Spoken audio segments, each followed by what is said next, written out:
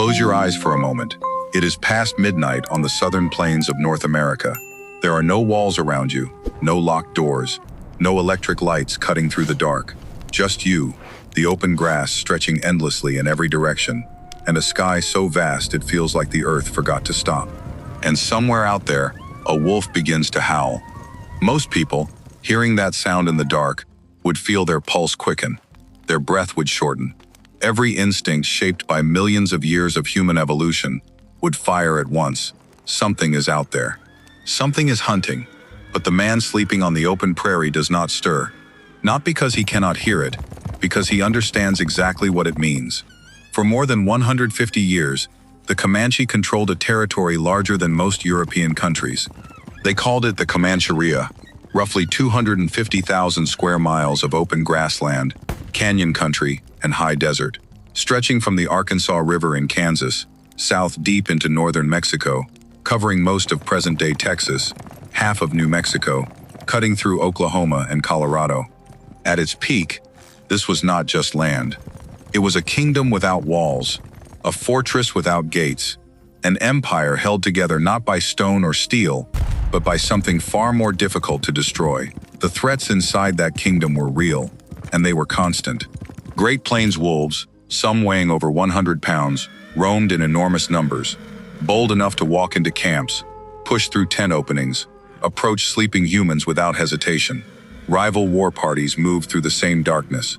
Rattlesnakes slipped into bedrolls with such regularity that experienced frontier soldiers treated it as a nightly routine.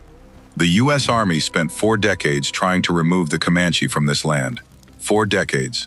The finest military commanders of the era, men like Colonel Ranald Mackenzie, decorated veterans of the Civil War, could not solve what seemed like a simple problem: find them and fight them. They failed, over and over again, and almost no one understood why. Here is what nobody on the outside ever realized. The wolves howling in the darkness were not a threat the Comanche endured. They were part of the defense, and that was only the first layer. Before you can understand the system, you have to understand the mind that built it. The Comanche did not see the world the way their enemies did, and that difference, that fundamental gap in perception, is what made them almost impossible to defeat on their own ground. They lived inside what historian S.C. Gwynn described as a world alive with magic and taboo. Everything around them carried a force they called puha, a spiritual power that moved through rocks, rivers, trees, and animals alike. There were no priests interpreting it for you, no temples, no weekly doctrine handed down from above. Every warrior found his own connection to that force, on his own terms, through his own experience. And among every animal on the southern plains, the wolf occupied a position unlike any other. The Comanche did not fear wolves, they studied them. To a Comanche warrior, the wolf represented 3 things that mattered more than almost anything else in life: courage, tactical intelligence, and fierce loyalty to the group. These were not abstract virtues. These were survival skills, and the wolf lived them every single night. Some Comanche origin stories suggest the people traced their own beginnings back to animals, possibly wolves themselves. Warriors carried wolf imagery on their most sacred shields, objects so important they were stored in secret locations up to a kilometer away from the warrior's home teepee. One of the most prominent war chiefs of the Penateca division bore the name Isatai, which translates directly as Yellow Wolf. But perhaps the most revealing window into this relationship was the vision quest. At around the time of puberty, every Comanche boy walked alone into the wilderness. He carried 4 things: a buffalo robe, a bone pipe, tobacco, and material to make fire. He stopped 4 times along the way to smoke. Then he climbed to a hilltop or a warrior's grave, and he fasted in total silence for 4 days and 4 nights. No food, no company, just darkness, sky, and whatever came to him. During those 4 days, an animal spirit might appear: the wolf, the eagle, the bear, the buffalo. Whatever arrived in that vision shaped the warrior's personal medicine, his spiritual identity, for the rest of his life. A warrior who received wolf medicine did not simply believe the wolves were watching over him. He knew it, at a level deeper than logic, deeper than strategy. And here is where most people make the mistake of dismissing this as superstition. it was not. That spiritual conviction, that bone-deep certainty that the wolves were allies, not threats, produced something modern psychology would recognize immediately: the psychological calm that allows a person to sleep soundly in dangerous conditions and wake up sharp the instant something changes. The Comanche did not build their survival system despite their spiritual beliefs. They built it through them. We spent centuries constructing walls to keep the wilderness out. They spent generations learning to read it from the inside. That was the foundation. And everything else, every layer of the system that frustrated professional armies for decades, was built on top of it. The response was not a single trick, not a lucky advantage, not one clever idea passed down through generations. It was a system, built from layers, each one reinforcing the others. And it started from the outside in, beginning with the ground beneath the teepee and ending with the rope around a sleeping man's wrist. Layer 1, the ground itself. The Comanche were nomadic. They did not build forts. They did not construct permanent walls or dig defensive trenches. Their homes were teepees, buffalo hides stretched over wooden poles, the entire structure designed to be assembled or broken down in minutes. The poles alone weighed roughly 400 pounds. The hide cover added another 100 to 150 pounds on top of that. Everything traveled on a horse-drawn travois, 2 poles dragging across the prairie behind the animal. A home that could disappear before sunrise, but where that home was placed, that was never accidental, not once. In winter, when temperatures on the open Llano Estacado could kill an exposed man within hours, the Comanche moved into the deep canyons. Palo Duro Canyon, the second largest canyon in North America, served as a winter stronghold for the Quahati Band, the most remote and feared of all Comanche divisions. Blanco Canyon, further east near present-day Lubbock, served the same purpose. These canyons offered natural stone walls that broke the killing wind, sheltered water sources running along the canyon floor, narrow choke points that funneled any approaching enemy into passages where they could be spotted and ambushed long before reaching the camp. In warmer months, the Comanche spread across the open plains, but still chose every campsite with deliberate precision. Clear sight lines across surrounding grassland. Water nearby but not too close. Every teepee faced east, toward the rising sun, not merely out of tradition, but because prevailing attacks on the southern plains typically came from the west or the north. The entrance faced away from the most likely direction of threat. The same featureless expanse of the Llano Estacado that terrified U.S. Army soldiers, that endless, disorienting flatness, was exactly what made the Comanche feel secure. They knew every ridge, every water source, every canyon entrance for hundreds of miles. An army column moving across that ground might as well have been marching under a spotlight. They didn't fear the open land, they weaponized it. Layer 2, the rope. A Comanche warrior always kept his best horse, his war horse, tied directly beside his teepee, not in a distant corral, not in a communal paddock, right outside the entrance, close enough to hear it breathing. No one else ever rode that animal. The bond was absolute. A boy began learning to ride bareback at age 6, and by the time he reached full warrior status, he and his horse moved as a single unit. But at night, the connection became something more intimate than partnership. Some warriors slept with a rope tied to their wrist, running under the teepee cover and out to the horse's halter. Historian Herman Viola documented this practice specifically, noting that warriors would periodically tug the rope throughout the night to confirm the horse was still safely tethered outside. Think carefully about what that means. A sleeping man, a rope around his wrist. On the other end, a 1,200-pound prey animal standing alone in open darkness. An animal whose entire evolutionary history, every instinct coded into its biology across millions of years, was built around one single purpose: detecting predators before they get close. If anything approached, a wolf, a snake, a rival warrior moving silently through the grass, the horse felt it first. The tension changed. The warrior's wrist felt it in his sleep. He didn't just sleep with a horse nearby. He slept connected to one. He was armed and on his feet before the threat had taken a second step. Layer 3, the living perimeter. The warhorse was only the innermost ring. Beyond it, the broader herd, which for a prosperous Comanche band could number in the hundreds, sometimes the thousands, formed an outer perimeter around the entire camp. Horses are prey animals. Their senses were not built for combat. They were built for exactly this, detecting what does not belong. They can hear frequencies humans cannot. They can smell a stranger or a predator at distances that would astonish a modern tracker.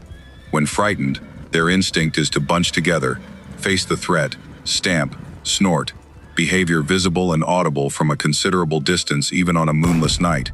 Young warriors and boys rotated through sentry shifts, not staring into the dark trying to find threats, but watching the horses for signs of agitation. A horse that suddenly lifted its head, pinned its ears northwest, and locked its muscles rigid, told the sentry everything he needed to know. The horses did the detecting. The humans did the interpreting. Layer 4. The dogs add the dogs, and the system gains something no human sentry could replicate. Instinct that never sleeps, never loses focus, and cannot be bribed. Comanche camps were full of them, but these were not the domesticated breeds familiar to modern eyes. Plains Indian dogs descended from animals closely related to wolves themselves, large, intelligent, semi-wild, ranging freely through the camp and around its perimeter at all hours. They required no commands, no handler directing their attention, no training schedule to maintain. Their instinct was the system. Anything unfamiliar, any scent, any sound, any movement that did not belong, triggered a response that cascaded through the pack and into the camp within seconds. Experienced horse thieves from rival tribes, men whose lives depended on moving silently through enemy camps, consistently identified the dogs as the single most dangerous obstacle in the entire approach. More unpredictable than the sentries, harder to fool than the horses. The breed itself has since been lost. European diseases devastated these animals alongside their owners. Interbreeding diluted the bloodlines. Colonial authorities in eastern territories actively outlawed and killed wolf-like dogs in large numbers. Efforts to recreate something close to the original did not begin until the 1980s, crossing Alaskan Malamutes, Siberian Huskies, and wolf stock. The resulting animals are intelligent and striking, but the originals, the ones that patrolled Comanche camps for generations, are gone. Layer 5, the wolves. And then there were the wolves. This is the layer that no enemy ever understood. The layer that looks, from the outside, like mythology, until you sit with it long enough to see the engineering underneath. The Great Plains wolf, also called the buffalo wolf, was not a threat to the Comanche or their horses. Wolves hunted buffalo, the same animals the Comanche depended on entirely. The two species moved through the same ecosystem without conflict, because the Comanche understood wolf behavior deeply enough to predict it, and the wolves had learned that Comanche camps offered neither danger nor easy food. This was not domestication. Nobody was hand-feeding wolf pups or taming animals for companionship, though some accounts suggest certain plains tribes occasionally raised wolf pups dug from prairie dens and found them surprisingly manageable. What existed between the Comanche and the wolves was something rarer and more powerful than domestication. It was coexistence built on mutual predictability. The wolves knew Comanche patterns. The Comanche knew wolf patterns. Neither needed to change the other's behavior for the arrangement to function. Wolves followed the buffalo herds across the grasslands the way a shadow follows the body that casts it. Their calls mapped the movement of the single most important resource in Comanche life. A pack howling to the northwest told an experienced warrior where the herds were drifting. Silence in a direction where wolves had been active minutes earlier meant something had disturbed them. Maybe a storm building on the horizon. Maybe a rival war party moving through the dark. Maybe a column of soldiers who had no idea they were being heard. Here is the insight that changes everything. The wolves were never recruited.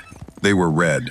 They broadcast tactical information across thousands of square miles of open territory every single night, without knowing it, without intending it, without any cooperation from the Comanche at all. And a warrior who had spent his entire life learning to listen understood every signal in that broadcast. The howling meant the wolves were in their normal routine, tracking game, communicating across the darkness, doing exactly what wolves always did. The howling meant everything is as it should be. The dangerous sound, the sound that pulled a warrior instantly from the deepest sleep, was not the howling, it was the silence. A wolf pack that suddenly went quiet had encountered something outside its normal pattern, something that did not belong. And on the open southern plains, in the middle of the night, Very few things could silence a wolf pack. The Comanche had turned an entire wild species into an unwitting surveillance network, covering terrain no human sentry could patrol. They did it without training, without tools, without any deliberate design. They did it simply by paying attention, generation after generation, to what the world was already telling them for free. 5 layers, each one watching a different frequency, each one covering the gaps the others could not. The warrior's wrist connected to the horse connected to the herd connected to the sentries connected to the dogs connected to the night itself, and beyond all of it, the wolves, howling in the dark, broadcasting the oldest alarm system on the continent.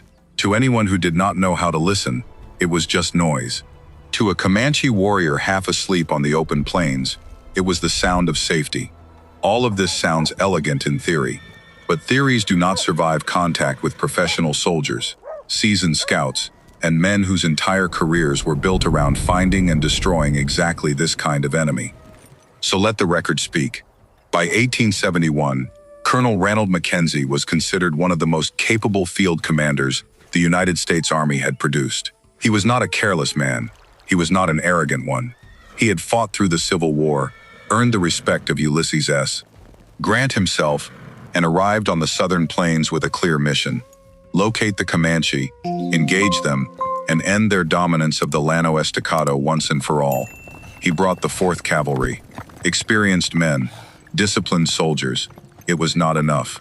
Within 3 days of entering Blanco Canyon in the fall of 1871, Mackenzie's Tonkawa scouts delivered information that should have stopped every officer in that column cold. 4 Comanche warriors had been shadowing the entire regiment, undetected, since they entered the canyon. 4 men, moving silently through terrain the army believed it controlled, watching campfire positions, counting horses and mules, noting which companies posted sentries through the night, and more importantly, which ones quietly stopped bothering after midnight, when exhaustion won out over discipline. Mackenzie had no idea where the Comanche camp was. Quanah Parker knew exactly where Mackenzie was, exactly how many animals he had, exactly where the weakest point in the Army's perimeter sat waiting in the dark. The system had already done its work before a single shot was fired. Then came the night itself. Moving in total silence across the canyon floor, Quanah and his warriors slipped past the Army's outer defenses and into the horse herd. What followed was not a battle. It was a masterclass. 70 horses and mules were stampeded and driven off into the darkness, including Mackenzie's own prized gray pacer, the animal the colonel rode on campaign. Gone, before the soldiers fully understood what was happening. On the Llano Estacado, stealing a man's horse was not humiliation. It was a death sentence, delivered in slow motion. An unmounted man on that landscape faced thirst, starvation, and exposure against an enemy who moved at full gallop. Comanche boys were expert bareback riders by age 6. Full warriors were, by the accounts of every enemy who ever faced them, the finest horsemen anyone had ever witnessed, capable of hanging off the side of a galloping horse and shooting arrows from beneath the animal's neck, while using its body as a shield. An Army regular on foot against that was not a fair contest by any definition. Mackenzie's humiliation at Blanco Canyon did not break him. It transformed him. He spent the next 3 years studying Comanche methods, with the kind of obsessive focus that only a man who has been made to look foolish in front of his own soldiers truly understands. He stopped allowing campfires at night, fires that, from the Comanche perspective, might as well have been signal flares marking the Army's position across 20 miles of open darkness. He changed how he posted sentries. He changed how he managed the horse herds. He was, slowly and painfully, learning to think the way his enemy thought.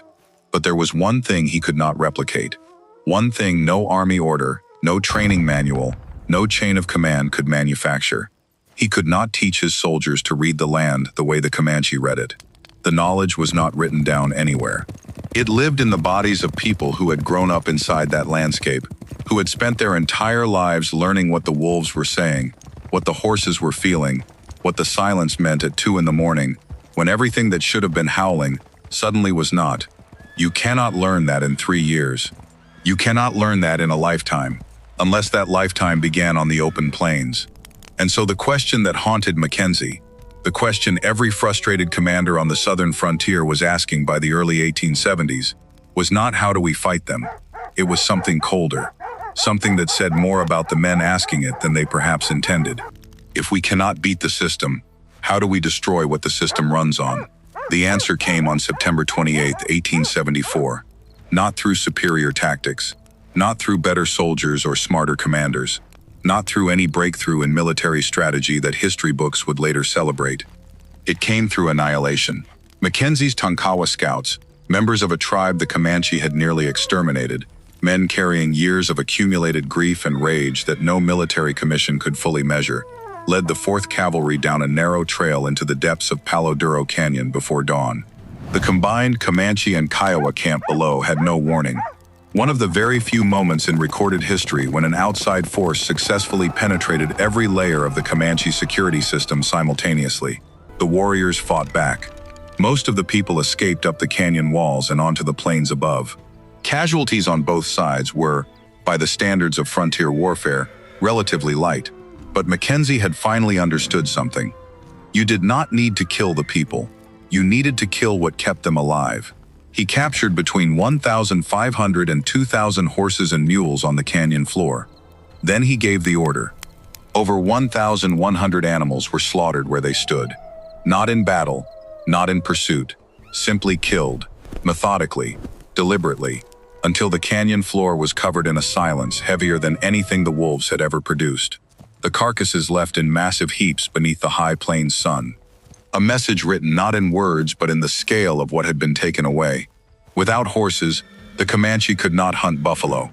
Without buffalo, there were no teepee covers, no clothing, no tools, no food reserves for winter. Without teepees, there was no shelter against the killing cold that was already moving down from the north. Every layer of the system, the camp placement, the rope from the warrior's wrist, the horse perimeter, the dogs, the wolves, every single piece of it had been inseparable from the herds that powered it. The horses were not just one layer of the defense. They were the foundation every other layer rested on. Destroy the foundation, and the architecture above it does not fall dramatically. It simply stops being possible. By the spring of 1875, Quanah Parker led the last free-roaming band of Quahati Comanche into Fort Sill, in present-day Oklahoma, and surrendered. He had never been defeated in open combat. Not once. The system was not beaten by a better system. It was beaten by the erasure of the conditions that made the system possible. The canyons are still there. Palo Duro is a state park now, the second largest canyon in North America, where tourists hike trails that wind through the same passages, where thousands of horses once moved in the darkness before dawn. The wolves are gone. The Great Plains wolf, the buffalo wolf, the animal the Comanche read like a living instrument tuned to the frequency of the land itself, was declared extinct in 1926, hunted, poisoned, and systematically eliminated by the same civilization that could not defeat it on the open plains. The camp dogs disappeared too, their bloodlines diluted by European breeds, devastated by European diseases, actively destroyed by colonial authorities, who found the wolf-like animals threatening in ways they could not quite articulate, but felt compelled to eliminate regardless. The people who replaced the Comanche on that land needed the wolves gone to feel safe. Think about what that tells you. The Comanche did not conquer the wolves. They did not fence them out, poison them, or hunt them to silence. They watched. They learned the patterns. They respected the role those animals played in the living architecture of the plains, and they folded that understanding into a survival system that held for more than a century and a half against every force that came against it. The wolves were never the danger. They were the alarm, the map, the outermost wall of a fortress that had no walls. And every night, when the howling rose across the darkening plains and moved through the grass and climbed into the vast indifferent sky, a Comanche warrior lying still in the darkness heard something that no soldier huddled behind a stockade, no commander studying maps by candlelight, no civilization building higher walls against a wilderness it feared ever could. He heard that everything was exactly as it should be. They didn't lose because their system failed. They lost because the world their system needed, the wolves, the herds, the open land, the living intelligence of an ecosystem that had taken thousands of years to learn, was deliberately taken apart, piece by piece, until there was nothing left for the system to run on. We still build walls. They built understanding. The walls are still standing. Ask yourself which one felt more like home.